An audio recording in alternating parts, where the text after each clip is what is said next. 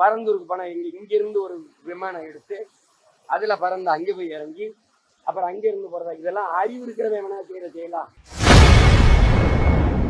இன்று செய்தியாளர்களை சந்தித்து பேசிய நாம் தமிழர் கட்சி ஒருங்கிணைப்பாளர் சீமான் பரந்தூரில் விமான நிலையம் எதற்கு என ஆவேசமாக கேள்வி எழுப்பியுள்ளார். தானா சகோதரத்துவம் வந்துடும். யாரு மோத போறா தம்பி, யாரு மோத போறா?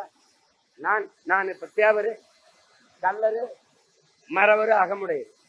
கல்லருக்குள்ளதை கொடுத்துரு, மரவருக்குள்ளது கொடுத்துரு, அகமுடையருக்குள்ளது கொடுத்துரு, முடிஞ்சு போச்சு. படையாச்சு. எங்க ஐயா 10.5 நீங்க கொடுத்துருக்கீங்க, அவர் 20 கேட்கிறாரு. எவ்வளவு? 20. இப்ப எங்க ஐயாவே சொல்றாரு எண்ணிருன்ற. நாங்க வன்னியர் எவ்வளவு எண்ணிக்கைக்கு ஏற்ப கொடுத்துரு. ஐயா 10.5 வரல, 8 தான் வருது கொடு. ஐயா 10.5 வரல, 15 வருது கொடுத்துரு. தானே பிரச்சனை? யாரு கேட்க போறா? நீங்க உட்கார்ந்துக்கிட்டு நான் 48 இருக்கேன், 52 இருக்கேன், 22 இருக்கேன். ஏய், எடுத்து கொடுக்காத எண்ணி கொடு, அள்ளி கொடுக்காத அளந்து கொடு.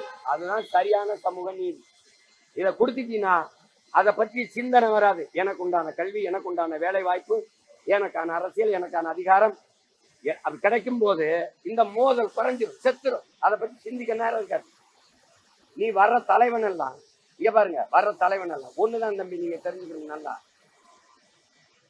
சாதி, மதம், கடவுளை பற்றி சிந்திக்கிறவன் மக்களை பற்றி சிந்திக்க மாட்டான்.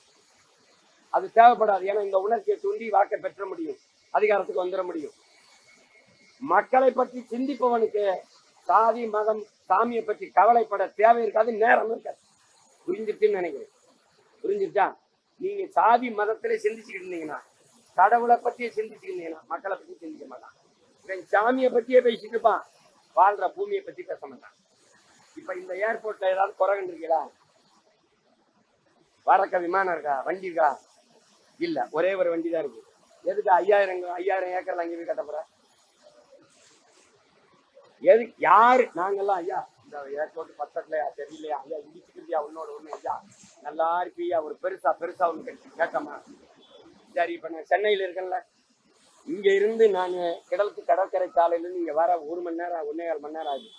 இங்க இருந்து பரந்தூருக்கு போனா இங்க இருந்து ஒரு விமானம் எடுத்து அதுல பறந்து அங்கே போய் இறங்கி அப்புறம் அங்க இருந்து போறதா, இதெல்லாம் அறிவு இருக்கிறவன் வேணா செய்யலாம். எது எதிர்காலம் தம்பி? எது எதிர்காலம்? வயிற்றுல பசியோட எங்கடா பறந்து போற? புரிஞ்சிருக்கா போற? எங்க பறந்து போற? நீ பறந்து போறவனை பத்தி கவலைப்படுற, நீ பசியோட இருக்கவனை பத்தி கவலைப்பட மாட்டேன் தம்பி. நான் அவசரமா ஒரு இடத்துக்கு போய்கிட்டு வெளியேற்றிருக்கேன்.